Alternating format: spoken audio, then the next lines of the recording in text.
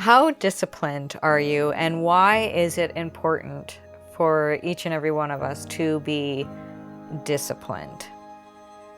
Hi, my name is Scarlett Classic, and welcome to Classic Advice, a mental health podcast that is guidance for resilient souls anchoring calm amid the chaos. If you've been listening to the show for a while, you're probably perked up your ears because I have a new intro, and there are going to be some changes coming to the show, which is I'm really niching down into the mental health space. I've also started to do social media posts every single day, and I figured, you know what, I really should just sync the two up together, the social media posts and my podcast. So the podcast is now going daily, which means more work for me, but I am very passionate about mental health. And I think that a daily show is something that will be, I just want to bring value to everyone. And your mental health is something that you have to work on every single day, which is the topic of today's discipline. And discipline is doing something even though you really don't feel like doing it, but you do it anyways. You're disciplined and you're like, no, I made a promise to myself or to my spouse or my kid that I would do it. So even though I don't feel like doing it, I'm going to go do it anyways. I'm sure a lot of us probably don't feel like going to work every day, right? But we have to get up and do it anyways because such is life. And the thing is with discipline is when we make promises to ourselves or others, when we keep those promises to ourselves and to others, it builds confidence and it builds our self-esteem, which directly corresponds to our mental health. If you keep making promises that you're going to do X, Y, Z, and then you fail to follow through, we get a little bit disappointed in ourselves because we didn't keep a promise that we wanted to keep. For example, this morning, very, very good example.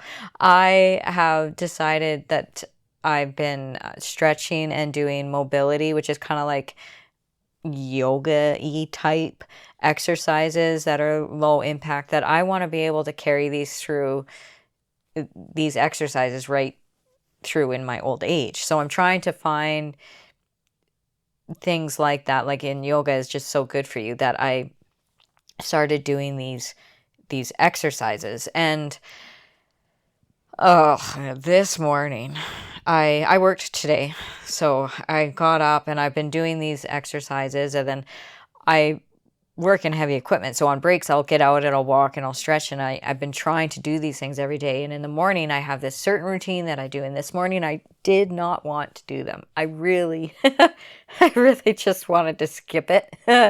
I was tired. I didn't really, my bed was comfy. I didn't want to get up early to have time to do the thing. And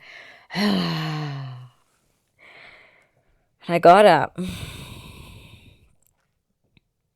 and I did a couple things around, and I was like thinking to myself about how if I don't do my stretches and my mobility, and it takes like 10 minutes, like this is nothing, it's not like running for an hour. If I don't do the thing and if I don't keep the promise to myself, I'm going to regret it later. And the thing is I always feel so much better after doing my stretches and my mobility exercises.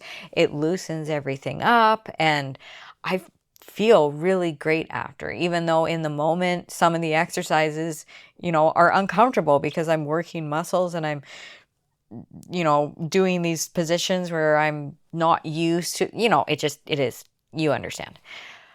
So that's a great example of keeping a promise to yourself and then not regretting it later. And discipline is one of those things that the more we do it and the more we exercise whatever department in the brain that is it gets easier and easier to do. And integrity is doing those things even though nobody is watching. And a lot of times I think that what it boils down to is sometimes we think, okay, well, I'm going to do this for myself, for my own mental health, even though nobody else is watching. Listening to this podcast, listening to any mental health podcast, as long as they're giving good advice, is great for your mental health because it's tuning in your focus. It's making you think about where you're at in your mental health journey, because it's like, hopefully it's like the stock market where, there's waves, but it is a gradual, over a long period of time, it is a gradual upcline, because we're going to have bad days and we're going to have good days. But hopefully over time, as we exercise the muscles and as we make the discipline and keep journaling and keep going out for walks and keep doing the things that we know is good for us, that we know, keep practicing gratitude because that's good for your mental health. But after a time, after we do that for a while, what tends to happen is what? It gets boring. We don't want to go for the walk because maybe we keep walking the same paths because we just leave from our house and, there's only so many directions you can go. I do loops around my property. Last time I did social media post recordings, I actually went south and I went into the kind of space between our property and the crown land behind us, which is like government land. And I went down there just for a change, just for something different, because I was getting tired of doing loopsy loops in my, acreage. It gets boring when we do things repeatedly. But the thing is journaling, practicing gratitude, self-analyzing, going for walks, getting outside, getting our blood moving, doing the exercises, because that's good for the physical health, which in turn is good for my mental health, keeping the promises that I made to myself, all of that. It's like a well-rounded, I want to say pie, but that's probably a terrible analogy. There's multiple different angles and there's multiple different components that make up what is going to be good for your mental health, like parts of a car. If you just have a steering wheel, if you just do the one thing's good. However, we need all the different things to put it together to make it useful, if that makes sense. So, practicing gratitude, journaling, being disciplined, and focusing on your mental health every day, even when we get tired of it and we get maybe burnt out because we're just in a bad place and we're in one of those valleys.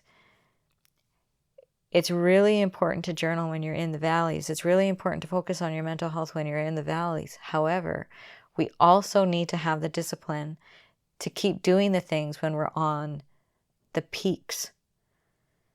Even when we're good, even when life is going great, to keep practicing gratitude, to keep doing all of the different things so that the next time we fall into a valley, because life throws curveballs, the valleys are going to come.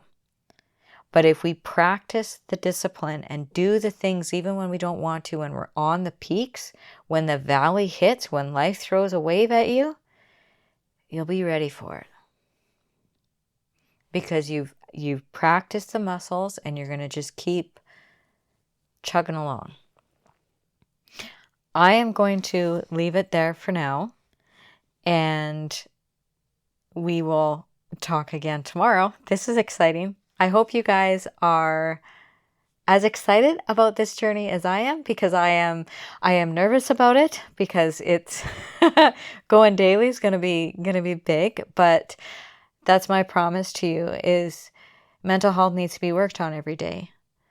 So I'm gonna be here for you guys every day going forward, as much as possible. If I get sick and I can't record, I might throw something from the backlogs in, but I will be here every single day.